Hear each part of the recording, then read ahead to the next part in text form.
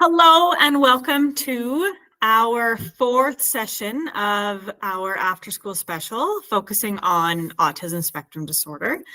Today's session will focus on sensory systems, and this will be a two-part session. So today we'll focus on what they are, and then next session, so next month, we will focus on what to do about it. So today we have a very special guest. Cassie McNutt is our OT, occupational therapist in the North Zone. She is in her second year here with us at Chinook's Edge and has made some great waves and impacted so many kids in the North with all of the support that she provides to schools. So today she graciously jumped on board to support all of us, but mostly me, in helping us to learn about sensory systems and how they impact how students behave and move through their day, and how we can help them navigate that.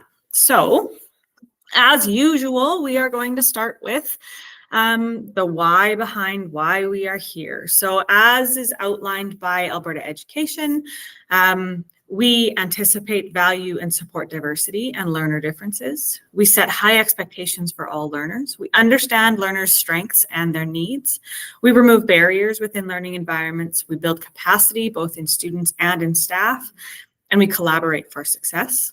And of course, we are in Chinook's Edge. We do not take anything cookie cutter. We make everything our own. So we took those 6 principles of inclusion and we made our own vital actions to complement them. So the vital actions for inclusion, we build an inclusive mindset. We develop specialized knowledge and skills, which is why you all are here watching this video today. We provide specialized student programming. We use data-driven interventions and strategies, and we participate in collaborative processes. So watching these videos is a great way to tackle all of these vital actions for inclusion. So thank you for joining us again. And Cassie will take it away with sensory systems. Perfect. Thanks, Tanis. So today, like Tanis said, we are going to talk about the sensory systems. There's 8 in total, 5 that most people know about and are very familiar with. And then there are 3 more. So the 5 external senses, and then there are 3 internal senses, which is a lot of what I focus on as an occupational therapist and the ones that need a little bit deeper dive. So the first one we'll talk about is touch. So touch provides information, light pressure, deep pressure, temperature, movement of the skin.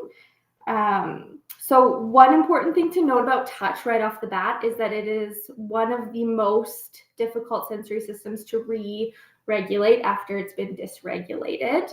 I'm sure you guys all know of students that don't like to be touched or don't like touching certain things. One point that I see a lot is that when adults are supporting kids hand over hand or guiding, that sort of thing, the light touch for a lot of kids is uncomfortable. So when we're reaching to touch, if we provide firm touch, it's usually better received by the student. Another point about touch is that most of the receptors are in the hands, mouth, and the genital areas. So we see lots of students reaching to touch items, bringing items to their mouth, because that's where they're getting the most input from it. And this sensory system also impacts ADLs, which are activities of daily living. So things like brushing our hair, getting dressed in the morning, those sorts of things. And then this sensory system also we see a lot with kids who don't like tags or don't like seams on socks, things touching their skin, that sort of thing.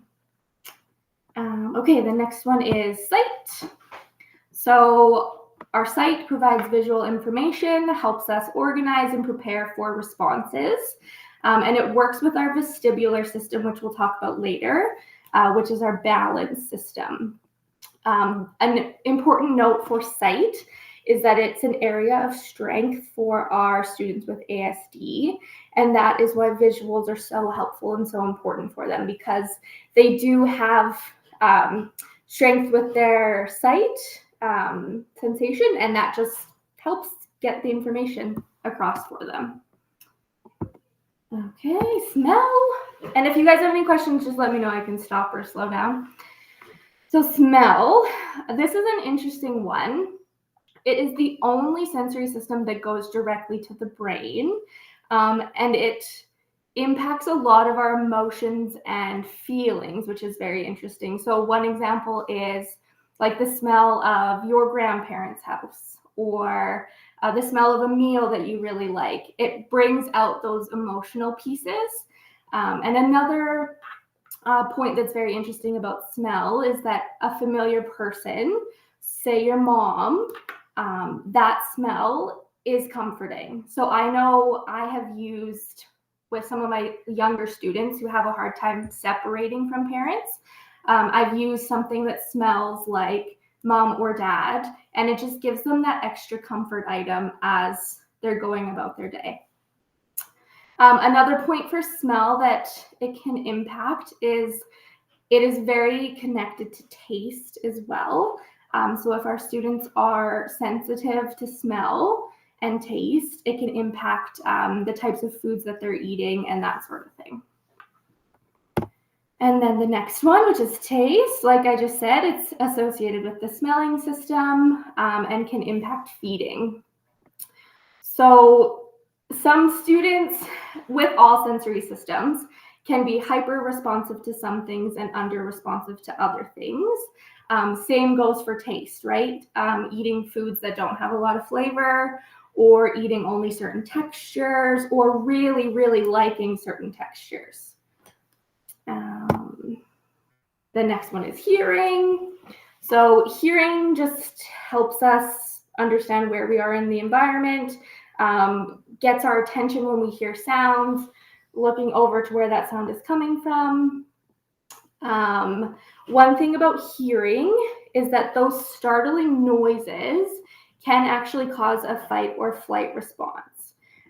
So things like vacuum cleaners, blenders, automatic flushing toilets, I'm sure you guys know that is a really big one that a lot of our sensitive noise students have trouble with. And another thing is that students may not be able to focus in on where the sound is coming from. So they have a hard time like drowning out that background noise, or if it's a busy, loud environment, they have a hard time paying attention to the one sound that they're supposed to be listening to. All right, so those are the 5 basic senses that everyone is aware of, everybody talks about. And then we will get into the other 3. So the first one here is interoception. And I would say it's the most unknown sense. And this is a lot of what occupational therapists do. So interoception is our internal organs, our internal feelings. So things like hunger, thirst, pressure that we're feeling on the inside, pain, temperature, and a really big one is going to the bathroom, the bowel and bladder. So some students have very low interoception skills, so they're missing those body signals, or the opposite. Some students are very aware and those feelings are very intense. So one example is a student who gets a small paper cut, and it's to them feeling, they're hypersensitive, right? And it's a very intense feeling, when to somebody else, that's just a small paper cut, right? Another thing that interoception helps with is naming our emotions. So one example would be if our heart is racing, if our face is flushed and hot, if our stomach is upset, we could put those together and make the connection that maybe we're feeling anxious. So this is something that takes a lot of work and a lot of practicing feeling how our body is feeling, and then naming how that works and those emotions that come along with it. All right, next one is vestibular. So the vestibular system is essentially where our head is in relation to gravity. It's in the inner ear, and it has to do with balance. So if we go out of midline, if we go sideways, our vestibular system is telling our body that we are no longer standing upright, and helps us kind of navigate that piece. It tells us if we're going fast or slow, and it works very closely with the visual system, like I mentioned, and the proprioceptive system. They're all kind of intertwined. So those students that have difficulty with the vestibular system will be the ones that don't like going out of midline. So they don't like swinging, they don't like playground equipment, they don't like slides, that sort of thing. And then the opposite case, so the students that are craving or seeking vestibular movement are the ones that are always spinning or running or just looking for those fast-paced movements. So I actually have a video on the vestibular system just because that's kind of an area of focus. So I really wanted to go in depth on that one. It's linked in there, Tana, so hopefully it works. This is the Sensory Mini-Series. Today, we are talking about the vestibular system. It tells us how we are moving through sensors inside our ears. There are two types of receptors.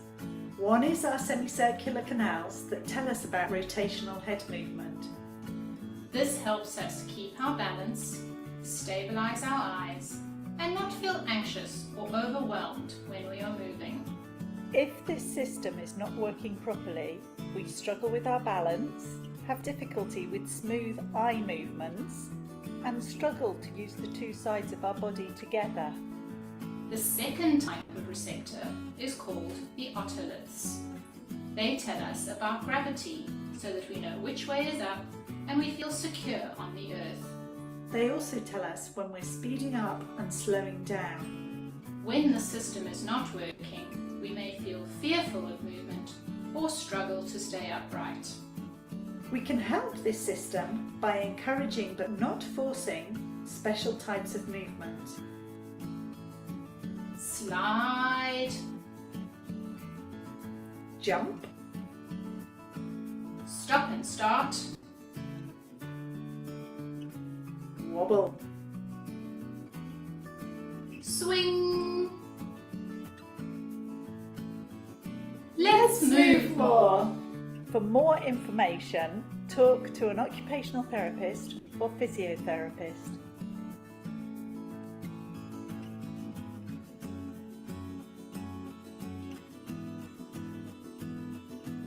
This is the Sensory Mini-Series.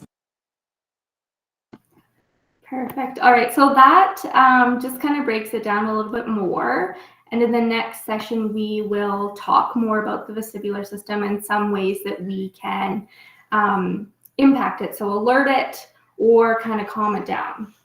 But the next one we'll talk about today is the proprioceptive system. And you guys have probably heard of heavy work. We talk about it all the time. And heavy work impacts the proprioceptive system.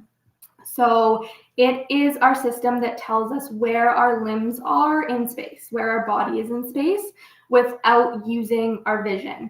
So one great example of the proprioceptive system is balancing with our eyes open. We know where we are, we're seeing it, we're using our vestibular system, we're balanced. If we close it and balance or close our eyes and move our hands in space, it is our proprioceptive system telling us where our limbs are without actually looking to see where they are. So any input to our joints and muscles focuses on our proprioceptive system, so that heavy work. Sorry, something just popped up in front of it. Yeah, so another example is for the proprioceptive system, walking up the stairs in the dark. So your other systems, you can't see anything, you can't hear anything, and it's our ability to find that next step, know where we are. And it is one of the most regulating systems for the rest of the sensory systems. So there's a video that explains it a lot better than I can. So we will watch that and then go from there. This is the Sensory Mini-series. Today we are talking about proprioception. This is the sensation we get through our muscles and tendons. These are the proprioceptors in the muscles and in the tendons. They respond to push, pull, heavy muscle work, and stretch. The information gets to the brain like this.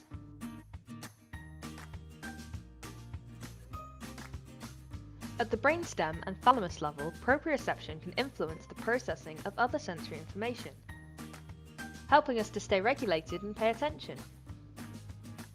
At the level of the parietal lobe, we get a conscious moving picture of our body from inside our muscles.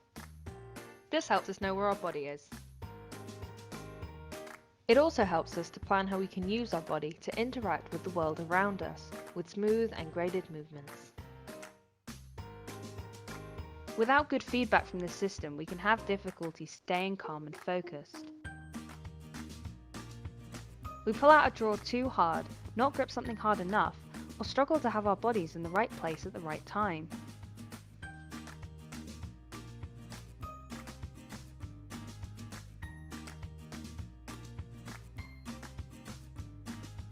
We work this system by increasing feedback through the receptors.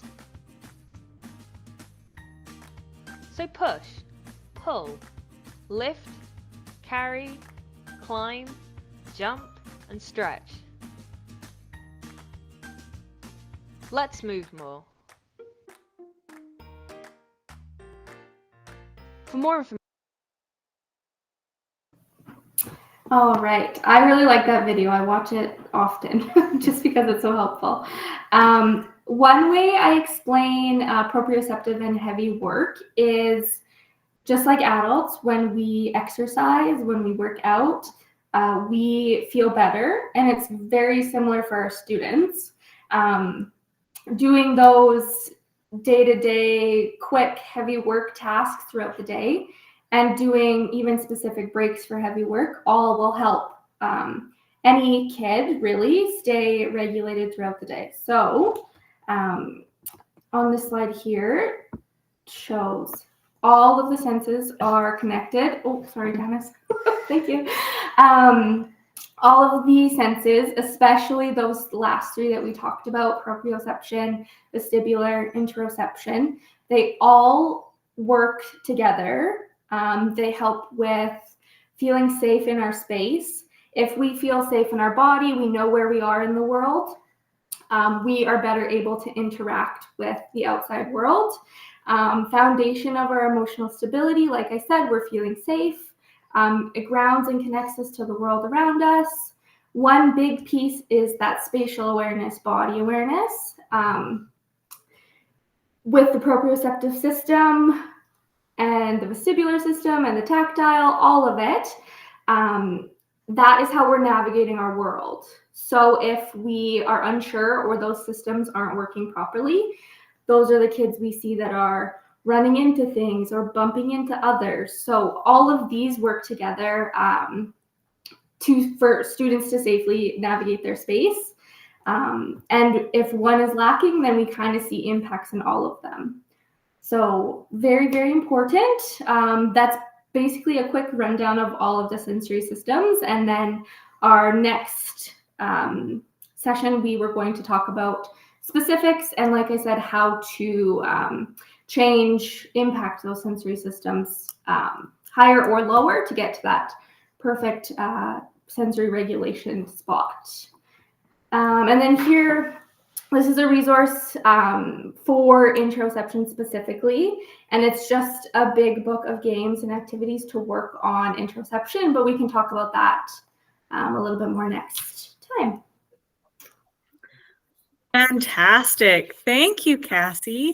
That was an awesome overview of just all of the different systems and what they mean, so that when we come across a consult note or we're talking to an OT in the hallway, we know what you're talking about when you say vestibular and proprioceptive, and why on earth OTs are constantly telling us to have kids do heavy work or lift and push and do bear walks through the hallways.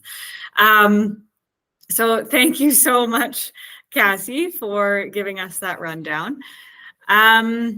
If you were to leave our audience with the biggest thing that you can do to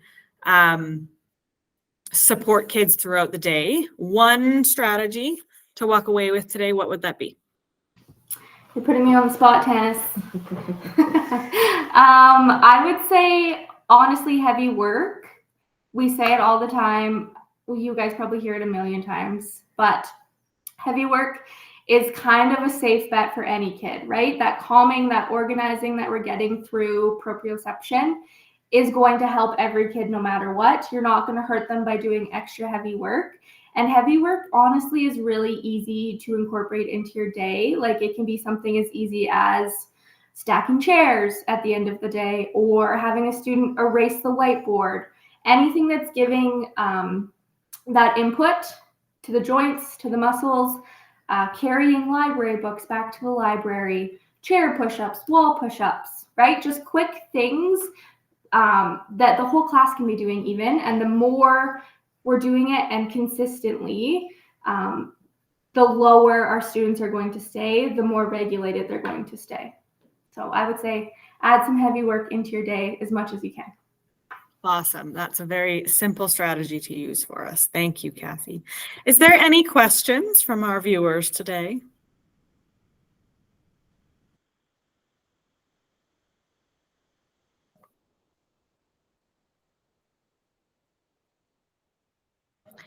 All right. With that, sorry, so rolling on a ball, that would also be push-pull, right? Or no? Sorry, did you say push-pull? Like when you're rolling on a ball, you know, when like they kind of push their body. I guess it is push. Yeah, so that also is giving input where the ball is touching as well, right? So the body is noticing where the ball is, and they're getting the input on their hands, and then it's kind of that heavy work when they're moving back and forth as well. So it's a few different things. Perfect. Okay, thank you. Yeah. Great question, Annette. Thank you. If there are no other questions for us today, thank you so much to you all for joining us. This session was recorded and it will be available on the Learning Services YouTube, CESD YouTube channel, and it is in our hub and available for viewing whenever you need. So spread the word about what we're, our little OT PD sessions here. And thank you so much for joining us. Have a great afternoon.